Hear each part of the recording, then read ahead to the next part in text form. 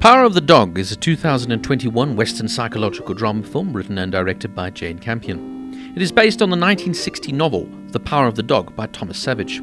The film stars Benedict Cumberbatch, Kirsten Dunst, Plemons and Kodi Smit-McPhee. It was shot mostly in Otago, New Zealand. The film deals with such themes such as love, grief, resentment, jealousy and sexuality.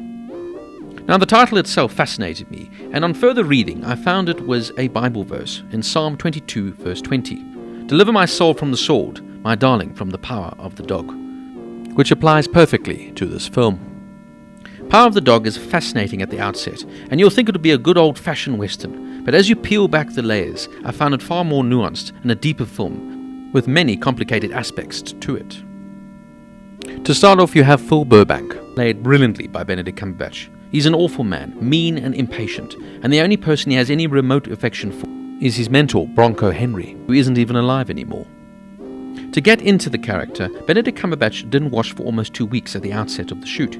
He also started chain smoking. Although he had smoked in real life for years, he felt sick after each take when he smoked the rolled up cigarettes. He went so far with the chain smoking that he got nicotine poisoning 3 times. Phil Burbank has a strained relationship with his brother George Burbank, played by the underrated Jesse Plemons. They are on different pages and don't know how to communicate with each other, as they run this vast ranch in Montana in 1925. Later we are introduced to Rose Gordon, played brilliantly by Kirsten Dunst, and the spellbinding and very strange and odd Peter Gordon, played by Kodi Smit-McPhee.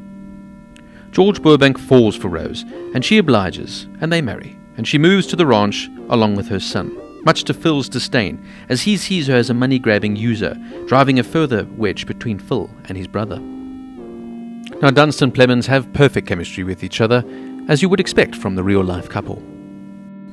Now, initially, Phil routinely picks on Peter, often mocking him for being effeminate and for his lisp, and for being different.